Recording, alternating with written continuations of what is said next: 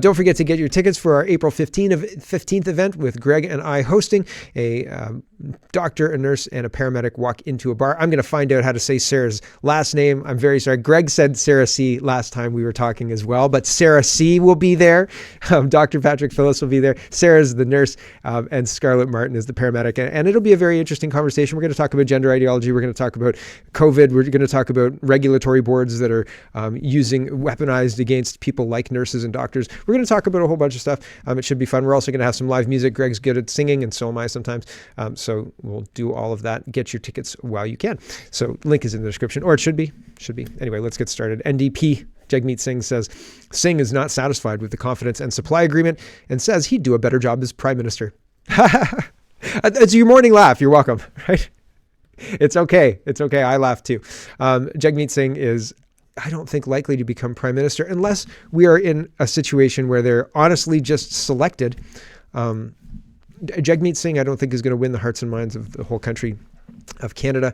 But man, our elections, I don't think, are above board. And so I've been wrong before in my predictions, but I think that my predictions are accurate if the electorate was honest, or the elections were honest, but they're not honest, are they? And we know that thanks to the CSIS leaker, don't we? And it's interesting because fraudulent elections are something that is, has been a hot topic for the last few years. In 2016, they said Russia, which turned out to be false. In 2020, Trump said, you guys stole the election. Again, everybody said, no, Biden won 81 million votes. He's very, very popular. Sure. And then Carrie Lake, right? Arizona. And she's going as nuclear as you can possibly go. Trump is running in 2024 because they're still adjudicating the 2020 election, Arizona, et cetera. Although if you ask any top line journalist or anything like that, they'll tell you Biden won, and there's no disputing that. Biden won. And if you question that, you're a kook. So it's pretty wild that the United States is going into another election, that Canada could run another election with the specter of China's interference in our election, that Biden could win a presidential election. I don't even know if he's running. Has he announced that he's running? It seems like they're keeping him away from it.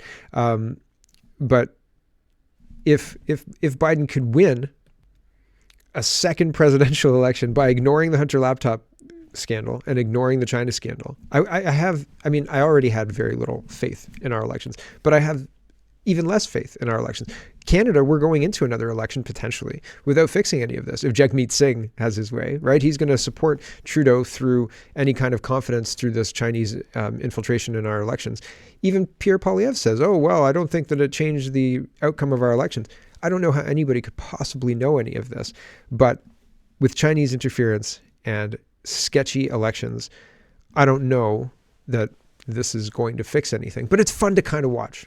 Holly Doan is reporting MPs on the House Affairs Committee are demanding to question Special Rapporteur David Johnston on suspected election fraud. Now, Johnston was the Governor General of Canada. He was actually active while the Chinese were funneling money into the Trudeau Foundation in 2014, and CSIS caught that communication. So Johnston was active during that time, and he finished being the Governor General in 2017.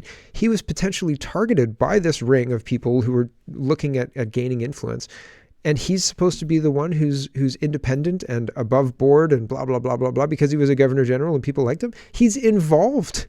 He's intimately involved. It's possible he's called up his handlers and said, don't worry about this. We got this. I'll even have the two Michaels with their Chinese girlfriends. Were they girlfriends? I don't even know. Chinese handlers come to the Biden dinner. Yeah, it's fine. No problems. Got this, right? Special rapporteur. So it would be interesting to see the special rapporteur questioned, and to hear about what he has to say about his potential conflict of interest with regards to being in the government when the government was targeted by these Chinese communists. Has he himself ever had any kind of interaction with Chinese communists, et cetera? And I think there's images of him, promoting different Chinese New Year's and things like that. So there's all sorts of questions with very few answers, and I'm not expecting a lot of answers, but it'll be interesting to see them squirm, right? And they'll just squirm, and then people will forget. Justin Trudeau, just a reminder of how the two Michaels came home.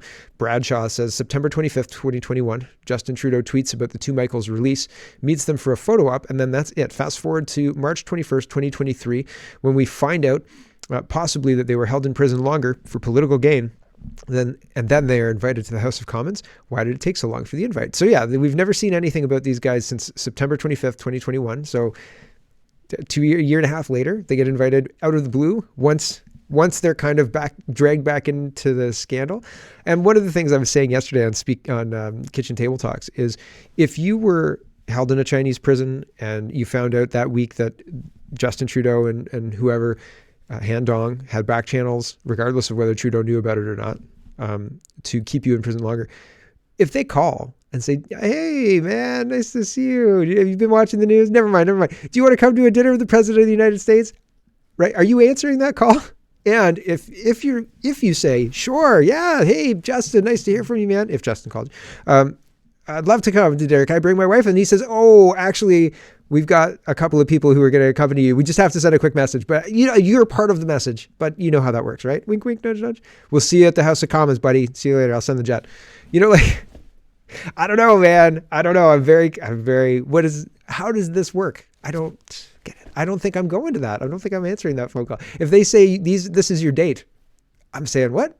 Or if I bring a date and she's Chinese and I've been in a Chinese prison for a couple of years, I'm maybe going to explain that. I'd maybe do a scrub. This is my friend. I don't know. I said yesterday, there is no Us Weekly for, former high-profile prisoners in Canada. You don't know, if they're dating other people or what. But doesn't it seem strange that if you've got two Michaels held in Chinese prisons for a couple of years, that they both potentially leave their wives for Chinese women and bring the Chinese women to the U.S. to the state dinner they were invited to after it being found out that they were people who were held longer for political reasons, Canadian political reasons, not Chinese political reasons. The whole thing's crazy. It seems wild. So I don't know. I don't see how any of it fits. It seems more and more strange to me. And the liberals in bed with the Chinese keeps coming up as not the obvious answer, but it fits. So here's another example of the liberals being in bed with the Chinese, using them to help their politics here, using them as a fundraising arm, as well as PR bad guy. I can rattle the saber, and they play politics off each other, kabuki theater. They send Han Dong to say, we need those guys in jail for a little bit longer. If you release them, that'll play well for the conservatives, right? Maybe the two Michaels were on board. Maybe they were spies who knew what their job was. I have no idea. I really don't know how it breaks down. But here's the liberals being in bed with the Chinese, and this is concerning. I don't know that I haven't looked at David Johnson's Twitter account, but I think that I would nominate Andy Lee as the special rapporteur for somebody has bequeathed on me, my mysterious commenter MC on Sunday's show. He's told me that I'm the special rapporteur. I'm the power. I have the power. And goodness me, I feel like Andy Lee would actually do a good job. I think that if there was somebody with power, like Pierre Poilievre, if he said, Andy Lee, you're our special rapporteur, give us everything you've got, and we're going to table it in the House of Commons, competing with what's his face, David Johnston. I haven't looked at David Johnston's Twitter account, but I don't think he's got anything like this. I don't think he's got any idea. If he does have an idea, he's sitting beside these guys. Here's Andy Lee, and here's what she's found. She says, United Front official Wei Chengwei, now under CSIS investigation. A former Liberal MP, he's at former Liberal MP Han Dong's election night party in 2019. Cheng Yi was personally recognized for his overseas work earlier in the year by Xi Jinping when he met the leader in Beijing. For those not familiar, a month after Cheng Yi met with Xi Jinping, Han Dong announced his candidacy at Cheng Yi's office. Cheng Yi is also the chairman of the Canada-Toronto Fuking Business Association, CTFBA, affiliated with one of the police stations operating in Canada. Long before this, back in 2014, Wei Chengyi met with Communist Party officials in Toronto, pledging to increase overseas cooperation with local Fujian and Fuzhou businesses.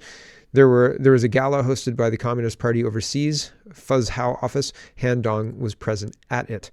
By 2016, the Fujian Overseas Chinese Affairs Office had sent United Front officers around the world to establish recruitment stations. John Macklem was at the opening of one of the 4 established in Canada, along with its chairman, Wei Ching-yi. The recruitment stations are said to have operating fees paid for, and they receive bonuses for new recruits after being required to recruit a number of people each year. They organize events for Chinese delegations and prepare for trips to China. For prospective recruits. By 2018, the non-profit Canada Toronto Fuqing Business Association was established by Wei Ching-yi before the federal election. Another leader of the CTFBA is Wang Gunying. The address of the organization would later be known as one of the police stations in Canada. Wang is also the chair of the Confederation of Toronto Chinese Canadian Organizations, CTCCO, and the director of the Canada Xinjiang Party Committee. In China, the Xinjiang Party serves the CCP and seeks to gather non-party voices to support the party. Wang Gong and Wei Ching-yi have both pledged to work with international students and associations in Canada to prevent Hong Kong independence protests and to support the work of the PRC Consulate General. As always, normal democratic stuff. I could go on. Where am I going here? There's every indication that Han Dong was groomed by the Chinese Communist Party as early as 2014, and he knew it. No one wants him to be guilty of what he's accused of. That being said, can anyone really say he's innocent of all this? And can the Liberal government really claim to be unaware of what was going on? It happened in plain sight. Both of these men under investigation create a sophisticated network to influence politicians, and it reached the highest levels of our parliament, our prime minister. Here's Andy Lee referencing another Substack, I guess she wrote. Businessman Wang Gunying, director of the Canadian Xinjiang Party Committee and the Chinese Council for Canadian Elections, posing for a picture with Prime Minister Trudeau. So those pictures are sent back as proof to China, right? We are who we say we are, and we have the access we say we do. Or, I mean, China sent them, and this is just part of the deal, right? Andy Lee continues. So if the Liberal government knew about this network of CCP influencers, and they did, why would they continue to be willing participants in it? It's fairly simple. They relied on them for election support. That's why Trudeau doesn't want a public inquiry. It worked for him. And look who is leading the charge protesting against the CSIS leaks, Wang Gunying. This is exactly how the UFWD works. They hatch a plan a long time ago to set up associations in Canada to influence our politicians and disrupt our democracy, and it worked very well. And she's linking to protests. As my friend pointed out, Wang Gunying is widely praised in Chinese media for his overseas work in Canada. He was invited to the People's Congress of Fujian Province, the first time overseas Chinese were invited, and there he is sitting at another event beside our Prime Minister. If you're interested in reading more, and she's got a Substack that she's promoting, so you check that out. Good for her. She's got that kind of stuff going on. And Dan McTeague is responding to this. GM Forbes says Kevin Vuong believes that Han Dong had a hand in the sexual assault charges being brought against him. Haven't really been following it, but others who have indicated there's some interesting, though circumstantial evidence. So that's interesting too, right? If China had a hand in getting Kevin Vuong removed from the caucus, the Liberal caucus, because they saw him as a threat, because he's anti-communist, he's against CCP infiltration. Very interesting things that are happening. I think that we're ready, CSIS leaker, we're ready for some new leaks and new scandals.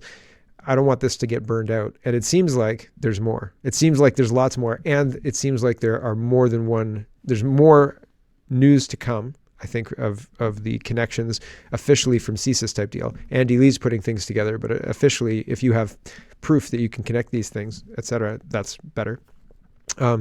And more than one leaker.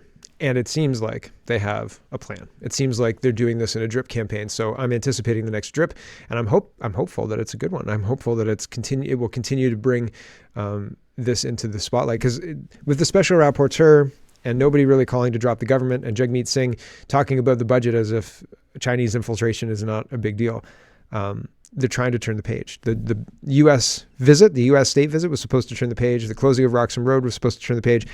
I don't think they've turned the page. I think it's going to come back roaring. It's going to come back absolutely bigger than it was before, right? That's what I think. That's my prediction this week for China. We'll see if I'm right. I don't know. Hello, everyone. Thanks for watching. You can check out full episodes of Canada Poly every day at CanadaPoly.com. You can also go to CanadaPoly.com and pick up a ticket for a live event. The live event is taking place in Streetsville, and the location will be provided to ticket holders. But you can check out a live event. Dr. Patrick Phillips, Sarah C., and Scarlett Martin. I'm sorry, Sarah. I don't know I can't say your last name, and I'm terrible at saying last names. We'll be joining Greg Wycliffe and myself for an uncensored round table. It would be lovely if you could join us. Tickets at CanadaPoly.com. And if you live in Toronto, Mississauga, Milton, GTA, Hamilton, Guelph, Kitchener, Cambridge, it's probably well worth the drive to Streetsville. Thanks for watching, everybody, and have a wonderful, wonderful day.